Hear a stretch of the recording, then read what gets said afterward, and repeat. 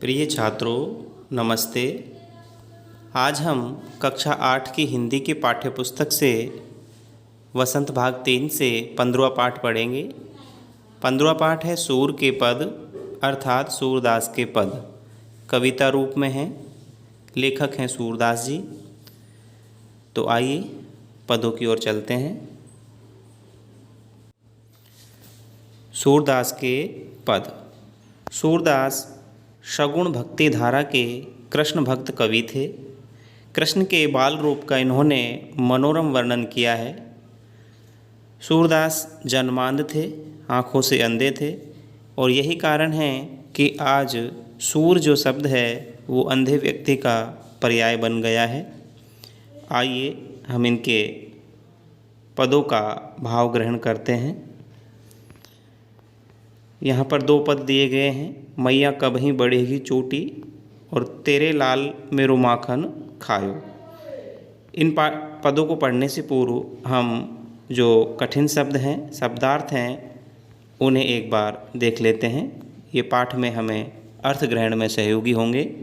आइए। शब्दार्थ हैं अजेहु। अजेहु होता है आज भी। बल, बल का अर्थ है बलराम, कृष्ण के बड़े भैया। बैनी, बैनी होती है चोटी। हवे, होगी। काढ़त, बाल बनाना, काढ़त बाल बनाना। गूहत, गूँथना, बालों को गूँथना। भुई, पृथ्वी या भूमि। लोटी, लोटने लगी, लोटना। पची पची, बार बार। हरि हलधर, हरि कृष्ण, हलधर हल को धारण करने वाले बलराम। जोटी, जोड़ी, कृष्ण और बलराम की जोड़ी। पैठी, पैठी होता है घुसकर। सीके, सीके का अर्थ है छींका, जिसमें दूध दही आदि को रखा जाता है। गोरस, गाय के दूध से बने पदार्थ, दही, मक्खन, घी सभी गोरस कहलाते हैं। ढोटा, ढोटा होता है लड़का। तो ये कुछ शब्दार्थ थे। आइए अब हम पदों की ओर चलते हैं। पहले हम पद पाठ करते हैं, उसके बाद पद का भाव ग्रहण करेंगे। मैया कबहीं बढ़ेगी चोटी, कीती बार मोही दूध पियत भई, यह अजहू है छोटी। तू जो कहती बल की बेनी, जूँ हवेला भी मोटी। काढ़त गुहत नहावत जे हैं, नागिन सी भुई लोटी। काँचों दूध पियावत पची पची, देती ने माखन रोटी। सूर चिरजीवो दो भैया, हरि हलधर की जोटी, हरि हलधर की जोटी। मैया कबही बढ़ेगी चोटी। श्री कृष्ण जो बाल रूप में हैं, अपनी माँ यशोदा से कह रहे हैं कि हे मैया, मेरी ये जो चोटी है, बालों की चोटी है, ये कब बढ़ेगी, अर्थात ये लंबी कब होगी। कितनी बार मोही दूध पियत भई, कितनी बार मुझे दूध पीते हुए हो गया, अर्थात बहुत दिन से मैं दूध पी रहा हूँ। यह अजहू है छोटी, ये आज भी, अजहू आज भी छोटी है, अर्थात ये बड़ी नहीं हुई है। बहुत दिनों से मैं दूध पी रहा हूँ, लेकिन ये बढ़ नहीं रही है, आज भी छोटी है। तू जो कहती बल की बैनी, तुम तो कहती थी कि बलराम की चोटी की तरह, बल अर्थात बलराम, बड़े भैया की बेनी चोटी की तरह, जो हवे है लांबी मोटी, कि दूध पीने से ये जो चोटी है कृष्ण, ये बड़े भैया बलराम की तरह, उनकी चोटी की तरह लंबी और मोटी हो जाएगी, अर्थात तू दूध पी ले। काढ़त गूहत नहावत जेहें, नागिन सी भुई लोटी। ये काढ़ने से, काढ़ना अर्थात मांग निकालने से, बालों में कंघी करने से, गूंहत गूंथने से, बालों को गूंथने से, और नहावत नवाने से। जिस तरह से आप कहती थी कि कंघी करने से, इन्हें गूंथने से और नहलाने से ये पृथ्वी पर नागिन की तरह लौट जाएगी। नागिन काली जो सर्पनी होती है, काली नागिन की तरह भूई, भूई अर्थात पृथ्वी पर, धरती पर लौट जाएगी। अर्थात ऐसा करने से, कंघी करने से, गूंथने से और नहलाने से ये नागिन की तरह पृथ्वी का स्पर्श कर लेगी, अर्थात चोटी इतनी बड़ी हो जाएगी कि ये ज़मीन को छू लेगी। नागिन की तरह ये पृथ्वी पर लेटने वाली हो जाएगी।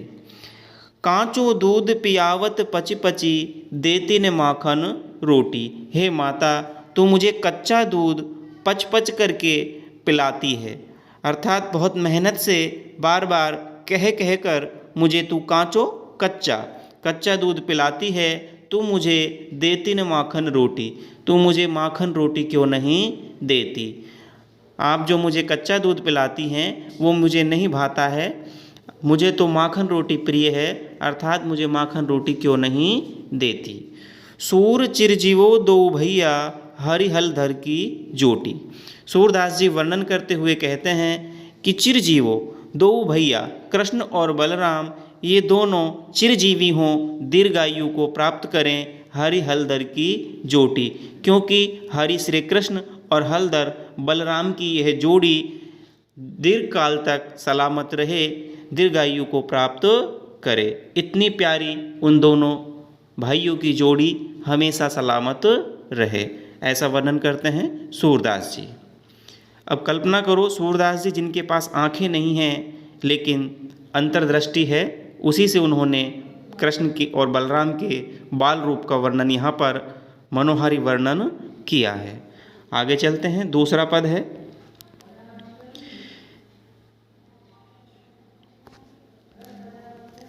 तेरे लाल को मेरो माखन खायो, दोपहर दिवस जानी घर सुनो, ढूंढी ढकोरी आपै आयो।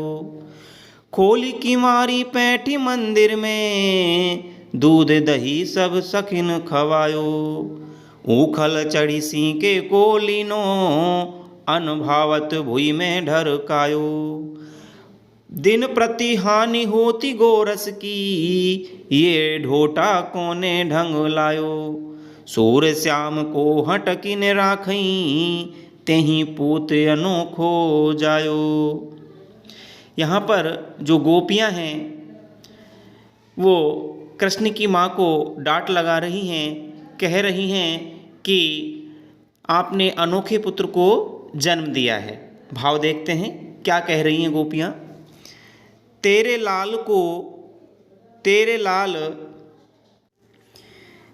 लाल मेरो माखन खायो। हे माँ यशोदा, हे यशोदा जी, तेरे लाला ने मेरा माखन खाया है। दोपहर दिवस जानी घर सुनो, ढूंढी ढकोरी आपै आयो। दोपहर का समय जान करके सोने घर में वो ढूंढा ढकोरी करके आए हैं, अर्थात दोपहर में घर को सोना जान करके उन्होंने ढूंढा ढकोरी की है। खोली किवाड़ी पैठी मंदिर में, दूध दही सब सखिन खवायो। और किवाड़ों को खोल करके घर में बैठ करके, मंदिर अर्थात घर में बैठ करके, पैठी बैठ करके जो दूध दही है वो खुद ने भी खाया है और अपने सखाओं को भी खिलाया है, अपने मित्रों को भी खिलाया है। ऊखल चढ़ी सीके को लीनो, ऊखल पे चढ़ करके, ओखली पे चढ़ करके उन्होंने सीके को, जो सीका है जहाँ मक्खन बंधा हुआ है, उसको ले लिया है। अनभावत भुई में ढरकायो, और जब मन में नहीं भाया, मन को अच्छा नहीं लगा, तो उन्होंने उसको भूमि पर ढरका दिया है, भुई धरती पर फैला दिया है। दिन प्रति हानि होती गोरस की, यह ढोटा कोने ढंग लायो। दिन प्रतिदिन हमारे गोरस की, दूध दही और मक्खन की हानि हो रही है, नुकसान हो रहा है। पता नहीं आपने ये लड़का, आपने ये पुत्र किस ढंग से जाया है, किस ढंग से इसको पैदा किया है। सूर श्याम को हटकी ने राखे, तेहि पूत अनोखो जायो। सूरदास जी वर्णन करते हुए कहते हैं, गोपियाँ कह रही हैं कि श्याम को हटकी ने राखे, तेहि पूत अनोखो जायो। गोपियों के माध्यम से सूरदास जी कह रहे हैं कि आप श्याम को, श्री कृष्ण को डांट करके नहीं रखती हैं, पता नहीं ऐसा लगता है कि आपका ही ये पुत्र अनोखा है, कोई अनोखे पुत्र को तो आपने जन्म दिया नहीं है, आप इसे डांट करके फटकार करके नहीं रखती हैं। तो माँ यशोदा आपसे विनती है कि अपने लाला को समझा करके रखें। तो यहाँ कृष्ण की जो बाल क्रीड़ाएँ हैं, माखन चुराना, ग्वाल बालों संग सूने घरों में घुस जाना, किवाड़ खोल लेना और वहीं पर दूध और दही मक्खन को खाना और फैलाना, इन क्रियाकलापों का यहाँ पर इस पद में वर्णन हुआ है। ये 2 पद थे। आगे प्रश्न अभ्यास हैं। पदों से संबंधित 6 प्रश्न यहाँ पर हैं। अनुमान और कल्पना के हैं 3 प्रश्न, भाषा की बात के हैं 2 प्रश्न, 2-3 प्रश्न भाषा की बात के हैं, शब्दार्थ है। तो आइए एक बार हम इन प्रश्नों को करते हैं। प्रश्न अभ्यास हैं पाठ्य पुस्तक से और पदों से ये प्रश्न निकल कर के आए हैं। पहला प्रश्न है, बालक श्री कृष्ण किस लोभ के कारण दूध पीने के लिए तैयार हुए? बालक श्री कृष्ण किस लोभ के कारण दूध पीने के लिए तैयार हुए? उत्तर है, माता यशोदा कृष्ण से बार बार कहती थी कि दूध पीने से तुम्हारी चोटी बलराम की चोटी की तरह लंबी, बड़ी और मोटी हो जाएगी। कृष्ण अपनी चोटी को बड़ी होते देखना चाहते थे और इसी लोभ के कारण वे दूध पीने को तैयार हो गए थे। आगे दूसरा प्रश्न है, श्री कृष्ण अपनी चोटी के विषय में क्या क्या सोच रहे थे? श्री कृष्ण अपनी चोटी के विषय में क्या क्या सोच रहे थे? उत्तर है, श्री कृष्ण अपनी चोटी के बारे में सोचते थे कि बार बार लगातार दूध पीने से भी यह चोटी छोटी ही रह गई है। दूध पीते रहने से यह मोटी और लंबी हो जाएगी। बार बार बालों में कंघी करने, गूंथने आदि से यह बड़ी हो जाएगी। ऐसा कृष्ण सोचते थे। उनकी माँ ये सब बातें कहती थी। तीसरा प्रश्न है, दूध की तुलना में श्री कृष्ण कौन से खाद्य पदार्थ को अधिक पसंद करते हैं? देखो, दूध की तुलना में श्री कृष्ण को माखन और रोटी अधिक पसंद थे। मक्खन रोटी खाना वो पसंद करते हैं। आगे चलते हैं। चौथा प्रश्न है, तेहि पूत अनोखो जायो पंक्तियों में ग्वालन के मन के कौन से भाव मुखरित हो रहे हैं? इस पंक्ति में गोपी के मन के अनेक भाव मुखरित हो रहे हैं। आइए, पहला भाव है, बार बार शिकायत करने के बाद भी यशोदा कुछ नहीं करती हैं। गोपियाँ यशोदा से बार बार शिकायत करती हैं पर वो कुछ नहीं करती हैं। यशोदा ने शायद अनोखा पुत्र जन्म दिया है जो शरारतें करने से बाज नहीं आता है। वो अपनी गलतियों को, शरारत को बार बार दोहरा रहा है। तीसरा है, वह मक्खन, दूध, दही आदि जमीन पर बिखरा देता है। खाता है जो तो खाता है, उसके उपरांत बिखरा और देता है। अगला है, अपनी शरारतों में वह अपने साथियों को भी शामिल कर लेता है और अपने साथियों को भी इसमें वो सहयोगी बनाता है। आगे चलते हैं। पांचवा प्रश्न है, मक्खन चुराते और खाते समय श्री कृष्ण थोड़ा सा मक्खन बिखरा क्यों देते हैं? श्री कृष्ण जब मक्खन चुराते हैं और खाते हैं तो उस समय वो थोड़ा सा मक्खन बिखरा और देते हैं।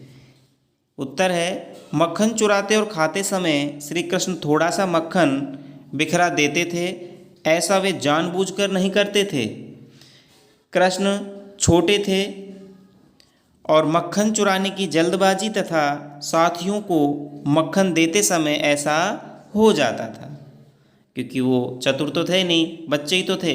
जब मक्खन का वो उपयोग करते थे तो कुछ मक्खन वो जानबूझकर नहीं फैलाते थे, फैल जाता था। वो तो चोरी करने आए थे, चुपके से चोरी। चोर तो अपने सबूत मिटा करके चलता है, चोरी भी हो जाए किसी को पता भी ना चले। तो ऐसा नहीं है कि कृष्ण जानबूझकर थोड़ा मक्खन फैला देते थे, ऐसा नहीं है। आगे चलते हैं। छठा प्रश्न है, दोनों पदों में से आपको कौन सा पद अधिक अच्छा लगा और क्यों? अभी हमने दोनों पद पढ़े थे, और कौन सा पद आपको प्रिय लगा?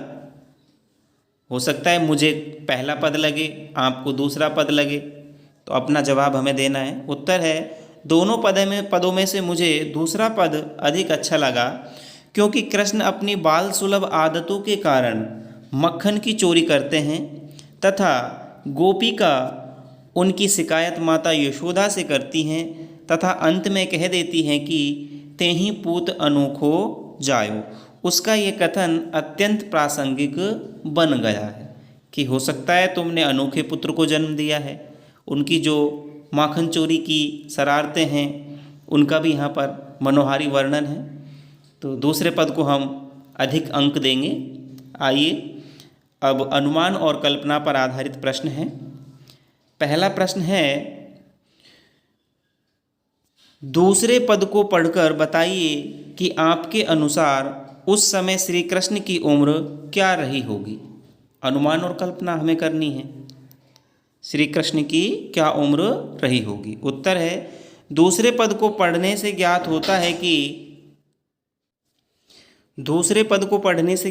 है कि उस समय कृष्ण की उम्र 8-9 वर्ष के करीब होगी।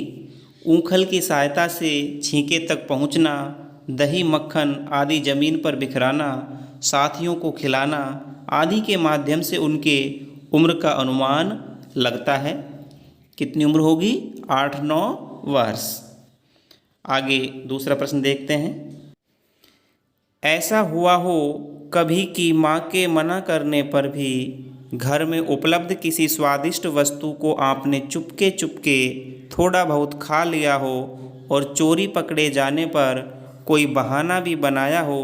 अपनी आप बीती की तुलना श्री कृष्ण की बाल लीला से कीजिए। तो ये प्रश्न आपके लिए है। आपकी ऐसा कोई दृश्य, ऐसी कोई याद जब आपने ऐसा किया हो, चुपके चुपके कुछ खा लिया हो और चोरी पकड़ में आ गई हो, तो आप बीती है। आपको इसका उत्तर कल्पना के आधार पर या आप बीती के आधार पर देना है। आगे चलते हैं।